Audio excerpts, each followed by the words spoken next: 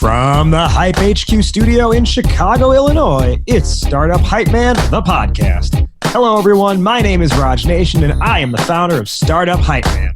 Fast-growing startups work with me because they want to become better storytellers. Whether that's for customers, investors, or a packed audience, they know that story is their ticket to stand out, stand apart, and change the game. And this podcast here is where I talk with entrepreneurs and leaders in the startup ecosystem, ranging from scale stage to early stage, as they share specific strategies that they have executed to stand out across three specific areas: sales, marketing, and people. Before we begin today's episode, remember you can head to startuphypeman.com and subscribe to the newsletter that doesn't suck. You'll get new podcast episodes and timely reads written by me, but also helpful articles from around the web and a notice of upcoming pitch competitions. All right, let's dive in and hear how today's guest is changing the game. Ladies and gentlemen, making her way to the microphone, hailing from and residing in Austin, Texas, she is the co-founder and CEO of StoryFit. Please welcome Monica Landers. Thank you. Best intro ever. She is Monica Landers, as I said, co-founder and CEO of StoryFit. What is StoryFit? Well, they are helping storytellers, specifically television and movie studios, get the most out of the stories they are trying to deliver through their TV shows, through their movies, by leveraging artificial intelligence so they can actually understand what their audience is going to want before they take it to a production run. So they can actually, with StoryFit, they're able to actually essentially use AI to understand, is this script going to perform well or not? And I'm so excited to talk to Monica today. StoryFit is working with premier top TV and movie studios around the world. They are on the come up, and they've got a very, very unique challenge. And I'm really excited to talk to Monica today. They're addressing a very unique challenge, and that is the challenge of introducing new technology to a market. Monica, once again, welcome. Let our listeners know, why is this on your mind and why is this important to you?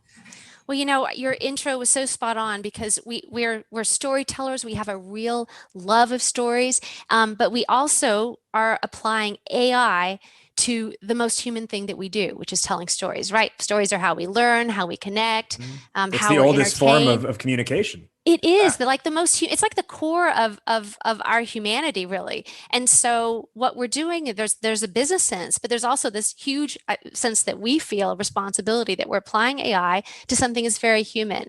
And so we feel like it's really important how we handle that. So that's a real element that shows up in sales as well. So we have a couple things that we pay a lot of attention to. Is one, we're bringing in a new technology, but also we're touching something that is so core and people have such emotional ties to. So it's important that it's handled properly. Now we're going to dive a whole lot more into that. Before we do, let's learn a little bit more about you, the person. And what I'm really curious to know is, you got your start in your career as a television producer with ABC News. Did you always know you wanted to work in TV? What was your journey there? And when you were young, saying what I want to be when I grow up was it working in TV?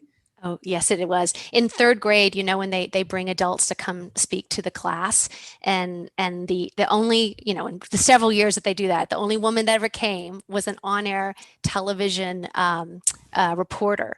And I remember listening to her, and I absolutely decided then that that's what I wanted to do, because I heard her stories and I heard how she was at the heart of everything important that happened in the city. She was right in the middle of it. She was there to witness and then to tell the story in a way that was meaningful for the audience. And that I decided right then, I was very clear on what I wanted to do.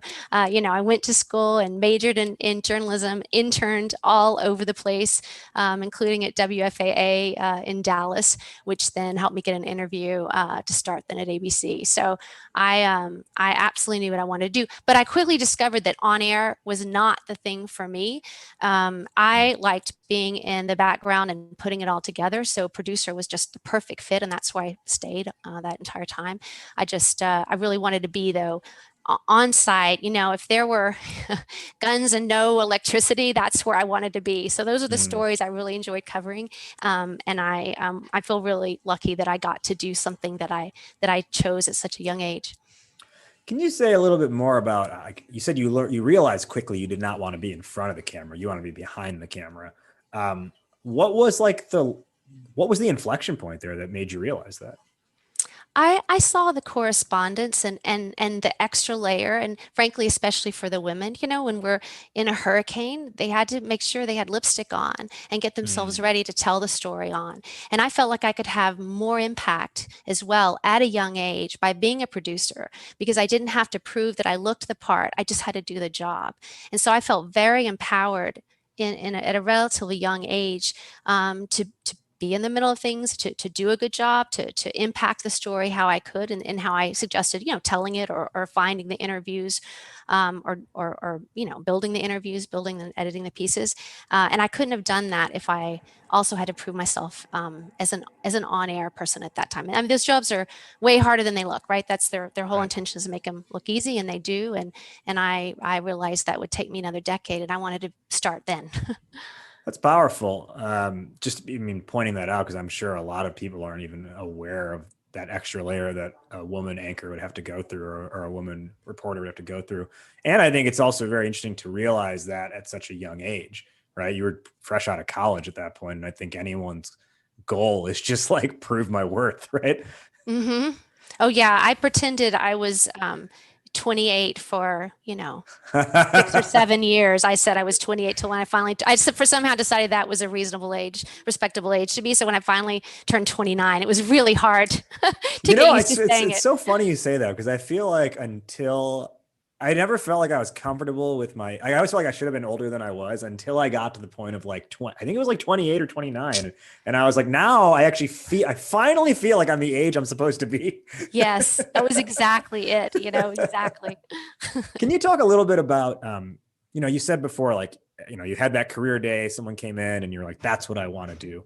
And you ended up, you didn't do that exact thing, but you worked in that field. It's actually, and I think this is so sad, but it's actually really rare that people, like, the thing that they always wanted in life is what they actually end up doing. Now, I think there are the cases where like you do that and you realize you don't like it, which is fine. You get the life experience, but so many people like don't even try, and they end up going down a path that they end up hating for 40 years. I'm just curious to know if you have any lesson or insight or advice on, like, carving your own path and sticking to it. I think the core of it is, first of all, being as clear as you can in the moment, which is really hard, right? We're starting talking about third grade, and then college years and high school years. I interned at a local station as well. And I think asking the questions of not just what you like not just the end goal, but what you like in the moment. And I really liked being at the point of action. I really liked being in the middle of things. And I could define that. I also really liked learning, and I liked the process of taking a learning in and then spitting it out, right? Now, that could have led me to teaching, right? Mm. There's other careers that could have fallen into that I probably would have enjoyed too. But I think if you identify the pieces that you like, that can help you continue. So that's why it was easy for me to then switch and be like, I don't want to be on air. That was an easy decision. I think I spent probably a year kind of thinking I was going to do that, maybe my last year of college. But it was really easy for me to let go, because it didn't have the elements that I loved most. It would have kept me from the elements that I loved most. And Mm. so I think that's important now. And even to this day, I mean, the things that are important to me are learning, and then figuring out how to execute and share it. So I get to still do that. I'm still doing what I chose to do it in third grade, basically. And I think that's really important, is to understand the core elements of what you love, not just the one thing, not the way it looks or the title that it has. Yeah. I'm a big advocate of that as well. Understand almost like what's the approach that you take to things, and like letting that kind of lead the way, as opposed to what's the tangible output. Because you'll find the right tangible output if you focus on like, well, how do I perceive this thing? Like, Like, what's my mental state while I'm doing this? How do I tackle this problem in a certain way? Mhm. When you figure that out, which, I'm very grateful to say, like, I figured that out several years ago, and it's caused a lot of confusion with my family, but but I feel good about myself on a day-to-day basis, and Yeah. I can't say I've like sacrificed, like doing what I love at any point, which I feel good about. Yeah. And what does it feel like while you're doing it? Those are really good insights of like, Mhm. now that I'm doing what I thought I wanted to do, does it feel like I thought it would feel, Yeah. So it's good I feedback. also like to look at, like, just on that note, what so it's almost like, like, how does it feel while you're doing that thing? So that's kind of on like the idea of like the passion side of it, more or less. And identifying what you enjoy. I also like looking at the other side of it, which is, when you see something, like, what really pisses you off when you're like, I cannot stand to see a person in that kind of a situation, and like it gets under your skin. I'm like, that is also like an indicator as well. If you're like, the thing that like pisses you off more than anything in this world, and I don't mean it has to be like a big like charitable issue. I can mean like at a very, very micro level, when you see a person act a certain way about a thing you care about, like, that can also tell you, what the right path is. Yeah. Yeah. Well, it's like reinforcing that emotions add to the clarity, right? And I think sometimes it's not mentioned that you got to pay attention to those along the way too, you know. Of course. Now, let's dive into our primary topic today, which is introducing new technology to a market. And I think to appropriately understand your lens on that, let's learn a little bit more about StoryFit. And I gave a brief introduction up front. So I'm wondering if you could perhaps first maybe talk about your transition into building a tech company and transitioning out of, television and movie programming, and then give us a little bit more background on StoryFit.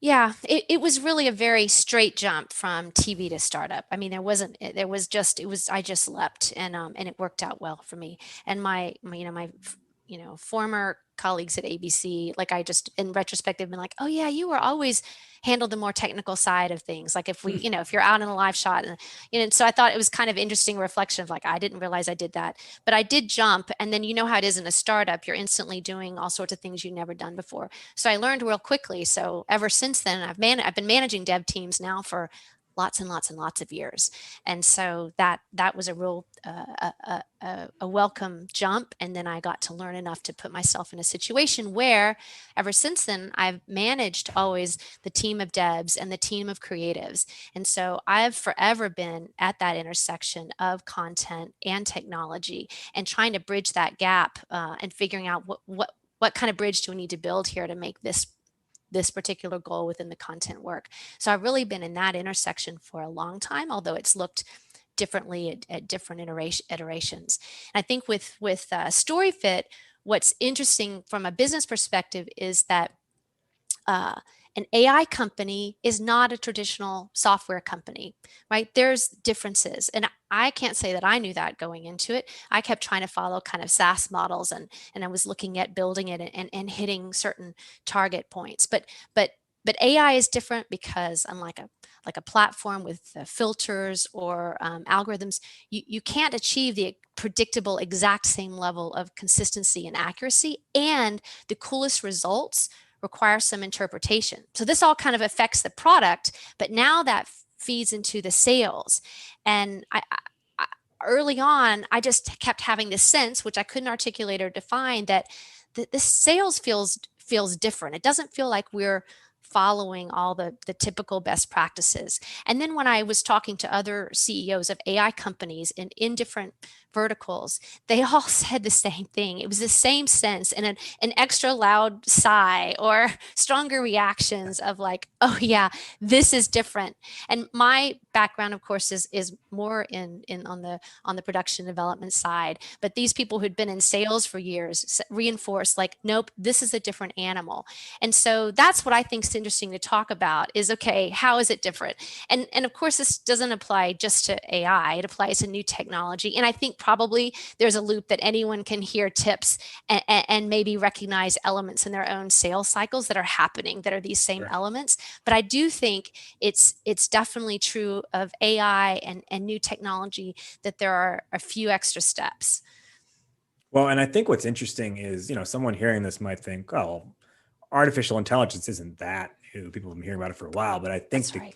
the operative part of this phrase of introducing new technology to a market is the second half, which is the market, right?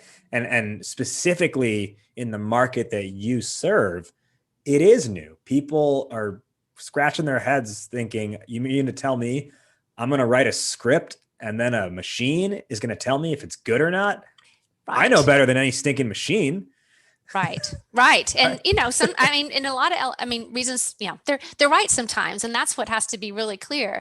And we've gotten better at how we talk about it. So we really, talk about delivering audience information. And this audience data is something that studios are quite familiar with. They've been purchasing audience data always. The difference is you don't have to wait till you've produced the film or Right. finished the series to put it up in front of an audience. The moment you have the script, we can deliver it accurate audience interpretations. And so we're there to answer questions like, what are the character strengths? What's the audience going to think about this character?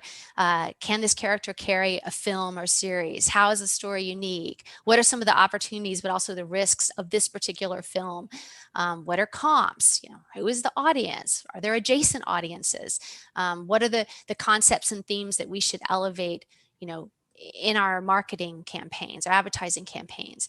And so what we've learned too is this, like, is it, a thumbs up or thumbs down is not really useful. What's really useful and a great use of AI is this power underneath to say, I know you were going for an original character, but your character measurably looks like 70% of the other characters. Or Mm-hmm. you know we maybe we go back on a script and say, look, you've got this really strong set of characters, but you've cast minorities in the four weakest characters.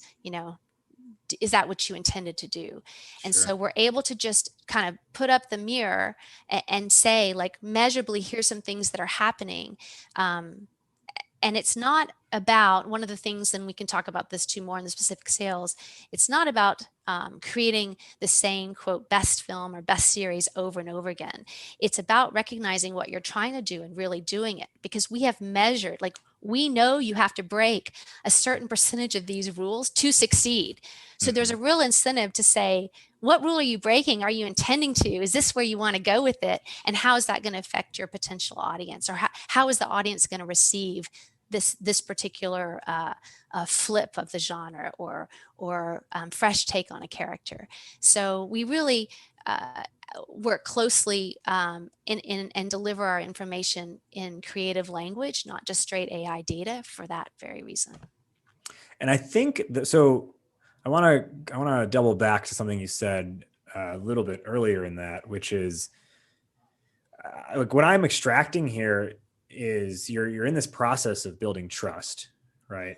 And Mhm. one of the key elements of that to introduce this new technology is to make it relatable to what they are already doing. And you said up front, you said, well, they're already purchasing audience data, but they're just doing it after the fact. We're basically trying to say, what if you got the data beforehand so you didn't have to deal with, post edits or rewrites or anything like that as much? And I think that's really key, is if it's something that's new, how do you make it feel a little bit more familiar? Am I on point with that kind of strategy and approach? 100%, because it's that translation. And so I think the three things that I notice that have to be there for selling new technology, or AI certainly, is education, right? And so to me, I had to slow down. Don't talk about the product yet, and first, until you first give a little education, and how does AI do this, and really help the person to become comfortable because they understand the language. And then the trust building that you so rightly mentioned is there. And then the third element is the one that I think is new, and I've only recently been able to even articulate, is, I call it the I understand, but they won't. And this is a very distinct hurdle that Hmm. we have to jump over as well. And I think now that I have a media psychologist on the team also, he's helped me to really understand there are theories and psychologies behind each of these elements that we can dress to be almost more comforting in the sales process, right? Sales is all about people connecting and understanding. And so that has to happen in each of these steps. I want to dig into that more, the I understand, but they don't. Before we do that, I just want to take a quick moment here. All this season, we're featuring different companies in the Startup Hype Man client portfolio. We're featuring the elevator pitches we've created for them using the Startup Hype Man Que Pasa elevator pitch formula. Today, we are going to share Avana. They are an Australian-based company, a well-being platform. And it was a real joy to work with them. They had this crazy scenario of having a bunch of different target audiences, like a bunch of different well-being practitioners.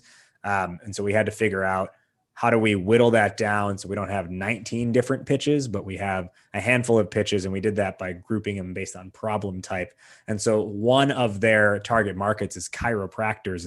And the elevator pitch we developed for the chiropractors went along the lines of, hey, look, we're talking to chiropractors every day, and they're telling us their schedule has one too many openings. Their website doesn't generate enough leads. It's kind of hard to stand out, and they want a few more patients to feel better about their practice month to month. Well, Avana helps you fill the white space on your calendar. So you're able to use Avana to get new patients who can easily find and book your available time slots, which allows you to just focus on treating them, so we can focus on just getting them in your diary. And if you want to learn more about this, you can get started today at avana.com.au. Again, you can get started at avana.com.au. Today, excuse me. Edit this part out, Nadine. Edit this part out. Okay. Today on the show, we've got Monica Landers, co-founder and CEO of StoryFit, and we're talking about introducing new technology to a market. So Monica, before the break there, you talked about this concept of the I understand it, but they won't. Talk us through that, and especially I just want to make sure everyone's clear on who's representing the I and who's representing the they in this scenario. Very true. Okay, I'll explain that, and then I want to build to it a bit. So the I understand, but they won't is sort of the response that we get to the customer. It's like from the customer. So imagine that we feel like we're ready to close the deal. They love us. We've proved it. We've done a POC. They're ready, and they're like, yeah, this is great. I mean, I get it. I value this, but they won't. And so and they means like the team. Well, they can mean a lot of things. Okay. And so that is the thing that it took us a while to figure out. So I can get to it quickly, but sure. So basically, you start with the education, right? Is that, will it take my job? So I won't go into the details because I think people can picture this, right? Will it take my job? I mean, the media that we're selling to, they literally created the fear around AI. Like they've made the movies that show robots taking over and that AI like ruining things, right? So this is who we're selling. That's very, very unique and peculiar. Very rarely is someone selling into an industry who demonize the very thing that you're selling. Exactly.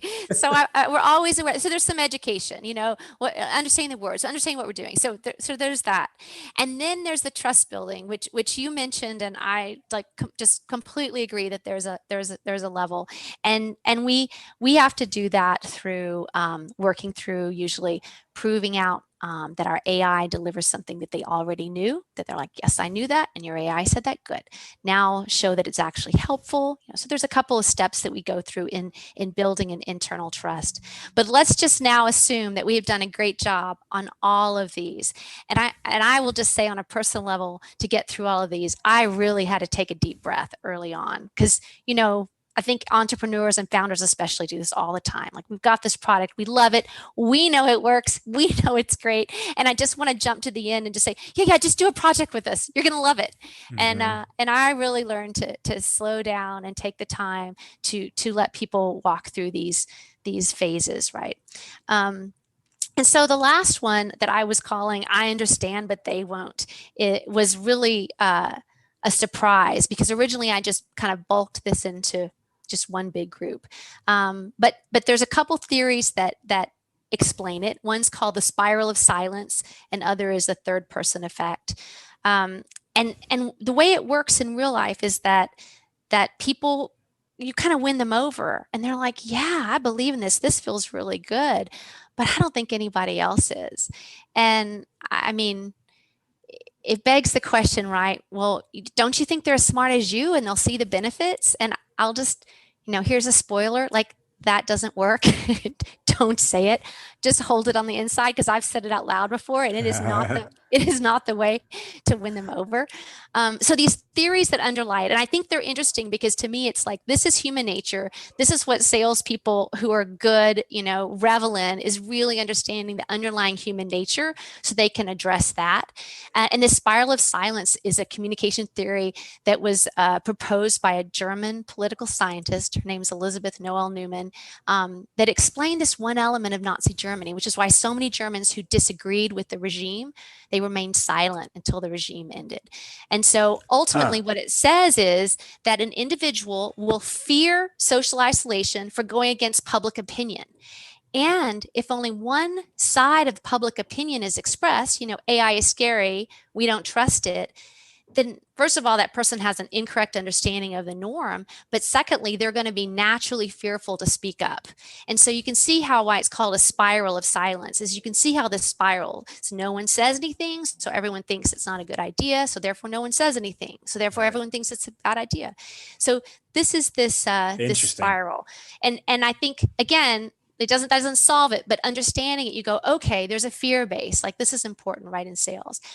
And then another part of this third person effect is this human belief that publicly held opinions have a greater effect on others than themselves. So in other words, this general belief that's out there, I get it, I get you, I love you guys, I can really see the use cases, but others might not. So, that might be an individual, or even harder, we love this technology, that the team that you're selling to, but we're afraid if our talent finds out, or other clients, or a third party, well, they're not going to like this. And so this is a huge thing to overcome, because now you can't sell to those people. I would say often in our previous phase, in the trust phase, we might come in with a development team, maybe creative execs, and they say, oh, we like it, but we got to run you through this technology. We don't really understand the technology, so we want the technology department to sign off. So we're given the opportunity then to kind of sell in and talk and show to this other team.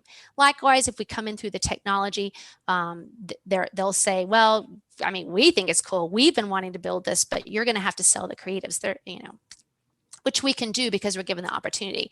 But this last step is really hard, because now it's the fear of sticking your neck out, going against what is the believed common belief, and presuming that you know what others will think.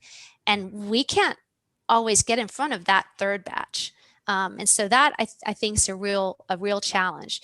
Have I explained it in a way that even makes sense? Because this is definitely theory. Yeah, okay. I mean, you're summarizing like deeply complex psychological phenomenon. So I'll give you a break there, but I get the point.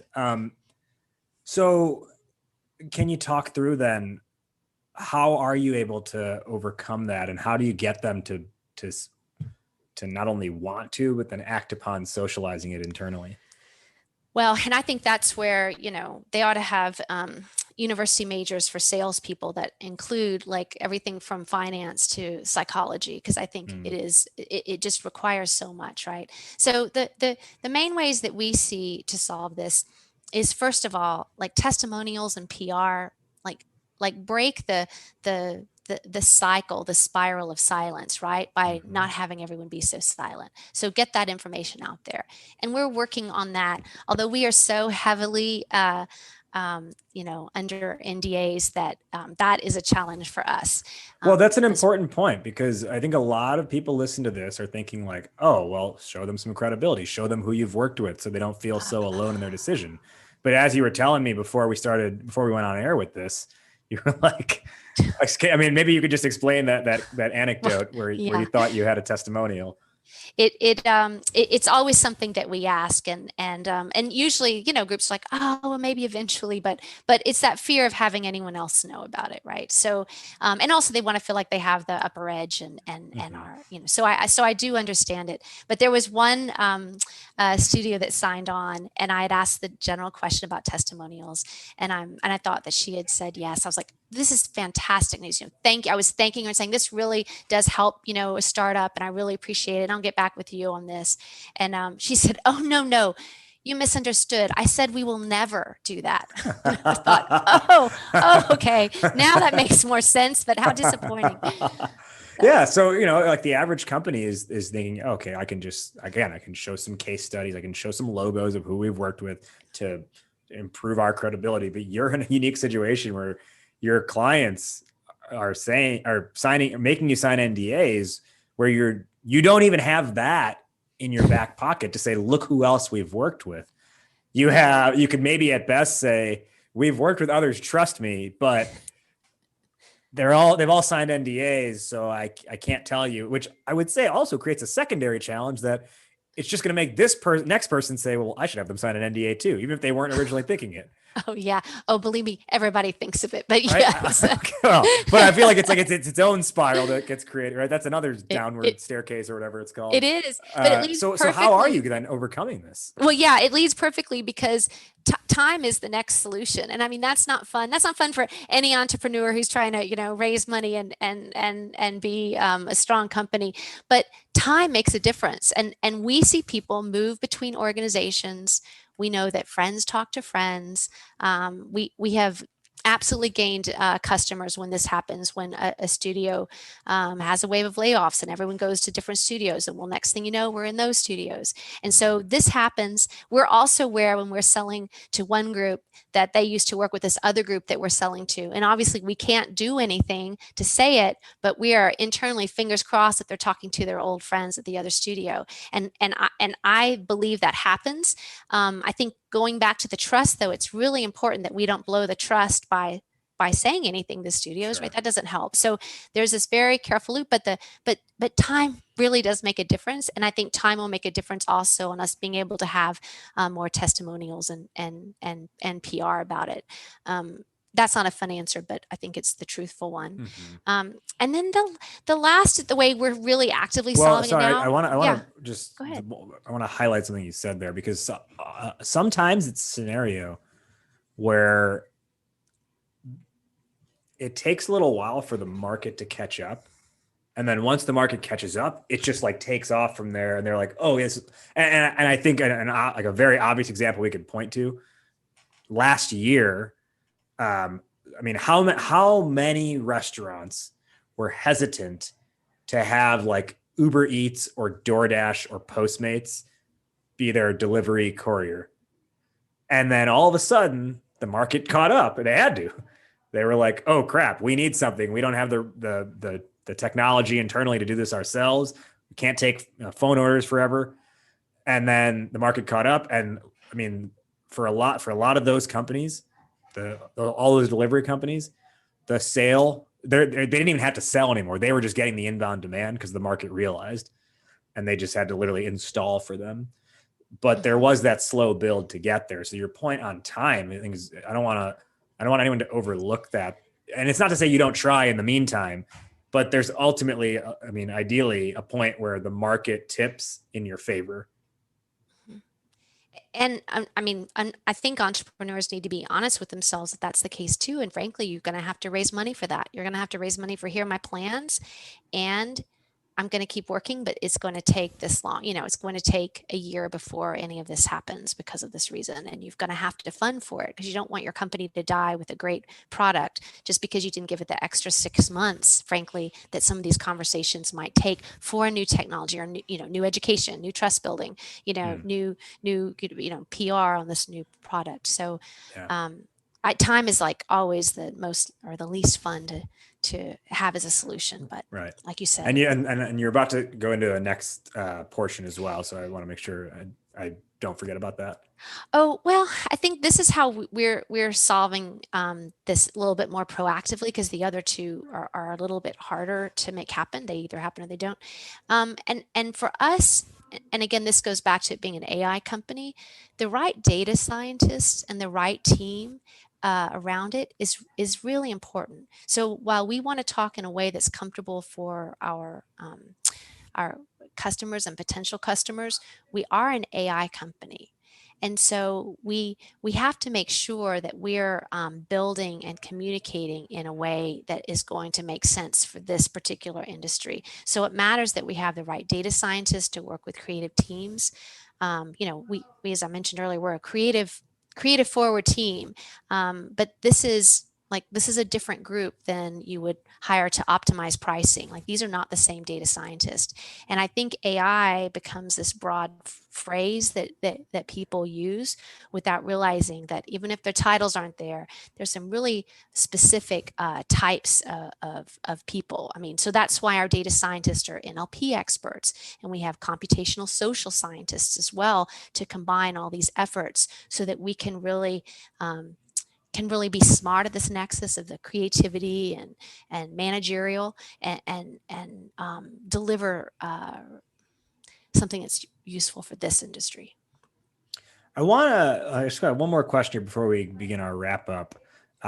We've talked about this through the lens of the sales side in introducing a new technology to a market. Are you doing anything on the content, on the marketing side to help create this, help make it more of a standard, right? To help get it into the mainstream conversation within your industry? We need to be doing more, and so I think that's on our agenda for the year. And we've really been more product focused, and I think a lot of companies do this ebb and flow between the two. But it is absolutely time for us, to up our game on that, and that's why you and I know each other now. All right, let's begin our wrap up. First off, where can our listeners find you? Where can they find StoryFit? Where can they learn more? Oh, yeah, we're storyfit.com. I think there's a nice set of videos, storyfit.com/videos, which give a nice explanation, kind of a friendly explanation of what we do. Great. And who is one person who you want to shout out? It could be a colleague, co-founder, mentor, friend. I know you can't shout out a customer. I know that was my first thought. I am so, like, when I even think of that, I'm just almost overwhelmed with gratefulness for all of the mentorship and support that I have, but also for the team. And I just don't even want to single out one person on the team, because I think I know I've talked to every single person today over one thing or another. We have this fluid team that jumps in whenever needed. And it is, I think that's what I value and want to shout out the most, is that we have amazing individuals, but really we are a team, and I'm just thankful for that every day. Well, for the purpose of being able to tag someone online when this episode goes live, and knowing, and we would say it's this person and the team. Who would you like to be that person? I'm not going to do it. I'm going to stand strong in this moment. All right, we'll just throw up a logo, then we'll say the There we go, StoryFit logo. team. Yeah. Or if you have a photo of your team, we'll put that. I do. I have Okay. I have some fun photos of the team, so I'll send you something like that.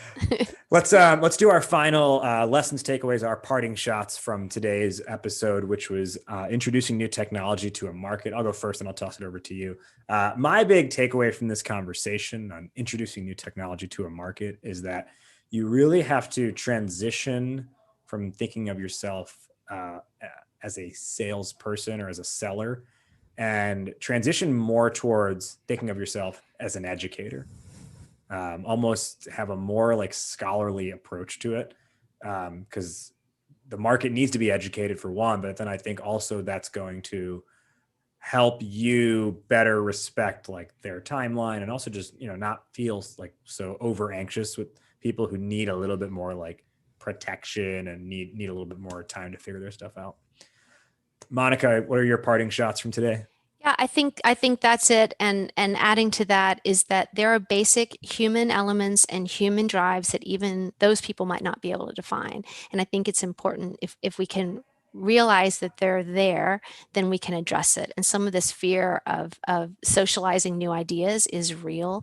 And if we can find a way to address it and support the people so that they'll go out on a limb for you internally, then that's what we have to do. My final question, which is how we end every episode of this show. Fill in the blank, Monica. Entrepreneurship is blank. I'd say jumping out of an airplane with a parachute, but still jumping out of an airplane. Say a little bit more on that. Jumping out of an airplane with a parachute. Why do you say that? I think it's scary, but you can't take a little step. Like, entrepreneurship is not about taking one tiny step. It's about taking a big leap. You should have your act together and be wearing that parachute. You have your mentors and your team and your plans and your spreadsheets, but don't bother if you're not going to take a big jump. Entrepreneurship is jumping out of an airplane with a parachute. She is Monica Landers, CEO of StoryFit. Monica, thank you so much for joining today on Startup Hype Man, the podcast. Next week, when we come at you, we're going to come at you with our season finale. So make sure you're subscribed so you catch that. And we will see you next time. Hype Man out, word up, raise up. That wraps up today's conversation. Did you like what you heard? Startup Hype Man, the podcast, is available on every major platform, including Apple Podcasts, Spotify, Google Play, and more. So be sure to subscribe on your platform of choice and leave a rating and review. Do you want to be an upcoming guest on the show? Email media@startuphypeman.com with your idea, and my team will review. Our theme song is Change the Game by Jay-Z, all rights owned by Rockefeller and Def Jam Records. And hey, if you want to work together on making your startup story the only one that matters, email me at rajiv@startuphypeman.com. That's RAJIV@startuphypeman.com. Well, that'll do it for today. Thank you for listening. Thank you to today's guests for joining. You have been checking out Startup Hype Man, the podcast. I'll catch you next week. But in the meantime, word up, raise up.